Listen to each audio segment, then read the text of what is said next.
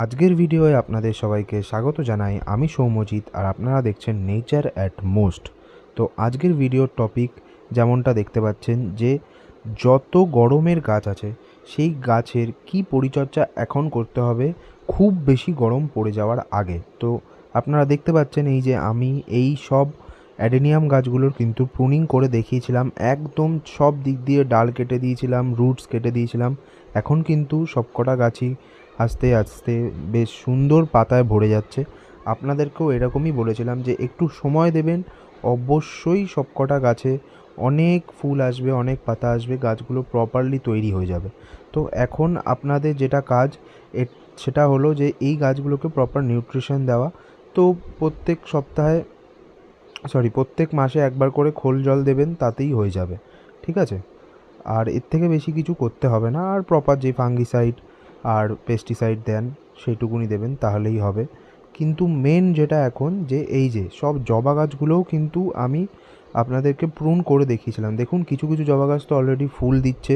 সব কটা জবা গাছ যেগুলোর একটু ডিজিজ আছে সেগুলো বাদ দিয়ে একদম লাশ গ্রিন মনে হচ্ছে, সব নতুন সবুজ সবুজ কচি কচি পাতা বেরিয়ে আমার বাগান কিন্তু এখন বেশ সুন্দরই হয়ে গেছে। দেখুন এইটার গাছটায় ডিজিজ আছে কিন্তু গাছে কুড়িও চলে এসছে, মানে ফুলও হবে।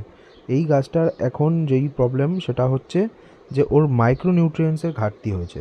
তো আপনারা এই মাইক্রোনিউট্রিয়েন্টসের ঘাটতি যদি কোনো গাছে হয় সেটা বুঝবেন হলো যে সব পাতা এরকম শিরা দেখা যাচ্ছে বা পাতার কালার অকারণেই পুরো গাছের সব পাতার কালার লাইট হয়ে যাচ্ছে বা পাতাটা একটু হলদে হলদে হয়ে যাচ্ছে। তখন আপনাকে যেটা স্প্রে করতে হবে সেটা হলো যে কোনো মাইক্রোনিউট্রিয়েন্ট, যেমন বায়োভিটা এক্স হতে পারে, মোবোমিন হতে পারে, অ্যাগ্রোমিন গোল্ড হতে পারে। আপনার কাছে যেটা আছে আপনি সেটাই স্প্রে করবেন, কোনো অসুবিধার ব্যাপার নেই। কিন্তু আরেকটা কথা, যদি আপনারা প্রুনিং না করে থাকেন অবশ্যই কিছুদিনের মধ্যে প্রুনিং করে নেবেন। প্রুনিংয়ের কিন্তু ভিডিও অলরেডি আমার দেওয়া আছে, সেটা দেখে এই সময় থাকতে থাকতে প্রুনিং করে খাবার দিয়ে দেবেন। এরপরে কিন্তু আপনাদের দিলে গাছের একটা মানে টাইম শিডিউলে ডিফারেন্স চলে আসবে, ঠিক আছে? তো এরপরে আমরা যেটা দেখব মানে এই বেলি জুই মানে যত আমাদের জ্যাসমিন ভ্যারাইটির যে গাছগুলো আছে সেই গাছগুলো এখন কি করতে হবে। তো যেমনটা দেখতে পাচ্ছেন আপনাদের এই এই গাছে কিন্তু প্রুনিং দেখিয়েছিলাম, সে প্রুনিং তো হয়ে গিয়ে এখন দেখুন গাছে প্রত্যেক ব্রাঞ্চে ব্রাঞ্চে কুড়ি, প্রত্যেক ব্রাঞ্চে ব্রাঞ্চে ফুল আসবে, ঠিক আছে? আর মা তো এখন প্রত্যেক দিনই নিচ্ছে ফুল। তো এই জন্য দেখবেন কিছু কিছু গাছে ফুল ছেঁড়ার পরে যে অংশটা থাকে সেটা রয়েছে, ঠিক আছে? তো আপনাদের যেটা করতে হবে, যেরকম আমি ভিডিওতে দেখিয়েছিলাম সেরকম করে প্রুনিং করে নেবেন, খাবার দিয়ে দেবেন। আর সেইগুলো কমপ্লিট হয়ে গেলে এখন প্রত্যেক মাসে একবার, আর যদি আপনি পারেন তো 15 দিনে একবার করে একদম হালকা করে খোল জল দেবেন। দেখুন কুড়ি দেখেছেন, আপনাকে চ্যালেঞ্জ করছি গুনতে পারবেন না এত কুড়ি হয়েছে, ঠিক আছে? আর এটার একটাই কারণ, সেটা হলো সঠিক প্রুনিং আর সঠিক খাবার দেওয়া। দেখুন কামিনী গাছেও প্রচুর কুড়ি, ছোট ছোট কুড়ি, জানি না কতটা দেখা যাচ্ছে। তো আমার কথা শুনে চলুন, কোনো আপনার অসুবিধা হবে না। হ্যাঁ, অসুবিধা হতে পারে দেখুন যে গাছে যদি মাইক্রোনিউট্রিয়েন্টস না থাকে তো গাছ ফ্যাকাশে হয়ে যাবে, যেমন এই গাছটা মাইক্রোনিউট্রিয়েন্টস নেই। বা আপনার বলতে পারেন যেটা ইপসন সল্ট আছে, ম্যাগনেসিয়াম সালফেট, সেইটার ঘাটতি হতে পারে। তো এই জিনিসগুলো কিন্তু সময় টাইম টু টাইম দিতে হবে, এগুলো কিন্তু অ্যাভয়েড করে চললে এই গাছের পাতা এরকম হলুদ হয়ে যাবে, ফ্যাকাশে হয়ে যাবে। তো এইগুলো দিয়ে দেবেন। এই যে দেখুন গন্ধরাজ গাছটাতেও প্রচুর কুড়ি এসছে, মানে এত কুড়ি আমি কখনো দেখিনি। মানে এইবার আমি একদম সব সঠিক টাইমে করেছি, তো তাই রেজাল্টটাও সেরকম সঠিকভাবেই আসছে, কিন্তু কোনো রকম কোনো ডিলে হচ্ছে না। আর আরও অনেকগুলো গাছ ছিল যেগুলো আমি মানে প্রুনিং ঠিক করে করিনি, মানে প্রুনিংটা করেছি বাট খাবারটা ঠিক করে দিইনি, কারণ আমি ভেবেছিলাম যে রিপটিং করব। সেই সকল গাছগুলো এই যে যেমন এই বেলফুল গাছটা, এটা কিন্তু আমি প্রুনিং করেছি বাট ঠিক করে খাবার দিইনি, কিন্তু তা সত্ত্বেও দেখুন ফুল আসছে। তো নেক্সট আমরা যেটা দেখবো সেটা হলো পুদিনা। এইটার আমি একটা ছোট্ট শর্টস ছেড়েছিলাম যে তখন কয়েকটা ডালপালা ছিল, ঠিক আছে, একদম ছোটো গাছ ছিল। দেখুন এখন পুরো ঘাস যেমন করে বড় হয় সেরকম করে সেই স্পিডে বড় হচ্ছে। তো এইটা হলো একটাই কারণ যে সঠিক পটিং মিক্সটা তৈরি করে সঠিক জায়গায় রেখেছিলাম, আপনারাও করতে পারেন। আর এইটা হলো লঙ্কা, ঘিয়ে লঙ্কা গাছ। এটা একটা সমস্যা হয়, সব লঙ্কা গাছেই হয়, সেটার জন্য সুপার সোনাটা দিলেই ঠিক হয়ে যাবে। তো আর এটা হলো প্রাইড অফ ইন্ডিয়া গাছ।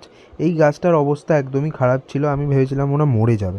আপনাদের কাছেও যদি এটা থাকে তো আপনারা এটাকে প্রুনিং করার দরকার নেই, ঠিক করে খাবার দিয়ে দেবেন, তাহলেই গাছটা ভালো হয়ে যাবে। এবার যেটা দেখব সেটা হলো করবি। এবার এই করবিটা আমার অনেক পুরনো গাছ, ঠিক আছে।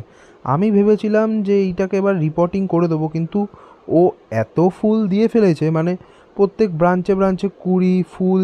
এবার এটাকে কাটতে মায়া লাগছে, তাই জন্য আমি ভাবলাম যে ঠিক আছে, ও যত ফুল দিক দিক, তারপরে যখন ফুল দেওয়া কমপ্লিট হয়ে যাবে তখন কেটে দেবো। আর এটা হলো আমার বিদেশি কাঠগোলাপ, মানে লাল টকটকে কাঠগোলাপ যেটা, সেটা। আর এটা হলো নাগচম্পা। এই দুটো গাছেরই কিন্তু আমি প্রুনিং করে দেবো, আর একটু পরে করব, ঠিক আছে। আপনাদের হাতেও সময় আছে, এরকম মায়া করবেন না, একটু বেশি বেশি করে প্রুনিং করবেন, তাহলে ভালো ব্রাঞ্চিং আসবে, ঠিক আছে। আর এই যে দেখুন আরও একটা কাঠগোলাপ দেখাচ্ছি, এটা হলো মিনিয়েচার কাঠগোলাপ। এটার কালারটা খুব সুন্দর, খুব মানে খুব সুন্দর। এটা আমার সবচেয়ে পুরনো কাঠগোলাপ, যেহেতু এটা মিনিয়েচার তাই এটা খুব আস্তে আস্তে গ্রো করে।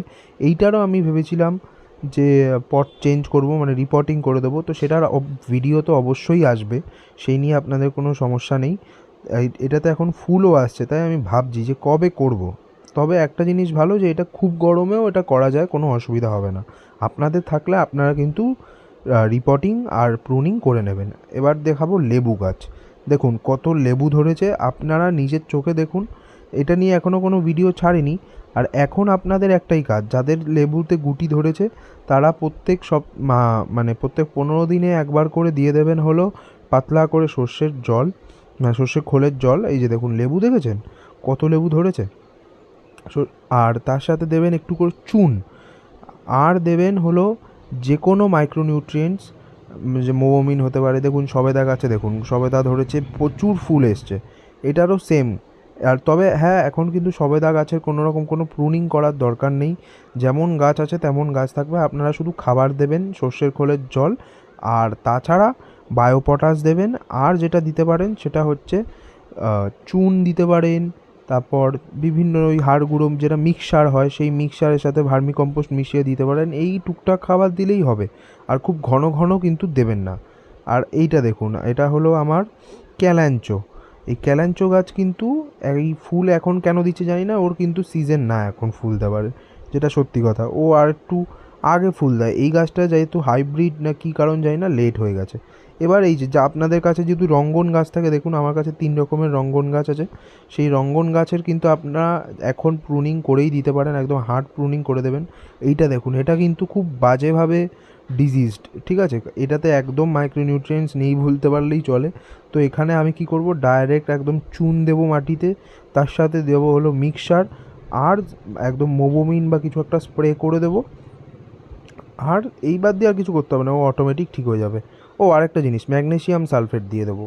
আর এই সেম জিনিসটা হয়েছে হলো আমার খুব প্রিয় একটা গাছ, এই যে দেখুন লতিয়ে উঠছে বুদ্ধজুইটার উপরও।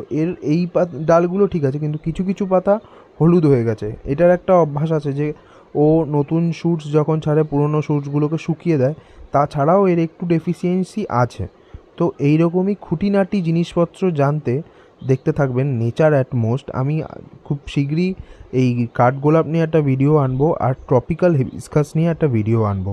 তো দেখতে থাকুন, সাবস্ক্রাইবটা করে রাখবেন। Thank you.